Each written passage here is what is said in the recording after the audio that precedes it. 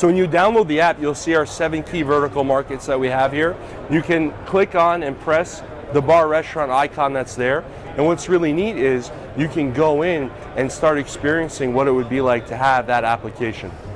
So here, what we could do is show you some applications within it where if you go into the bar, from there you can go and see what it's like to control the TVs, control the sources. So if we sit down at a chair, or table, excuse me, and let's say we're by North 8 on the TVs, and we want to see what's on ESPN, we can actually get a thumbnail vision of what's on ESPN, which is nice. But we can also press one button, and that ESPN is going to be on there, which is really neat. So you can go in, you can route any input or any game to any TV, and it's all done with the power of KeyDigital and Compass Control Professional. The other cool thing with Compass Control Pro with the bar restaurant app is on the bar restaurant example, you can control more than just the cable boxes and the TVs.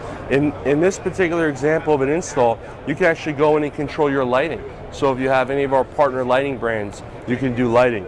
If you want to go and control the music server that's in there for the house sound, you can control that as well, all from Compass Control Professional.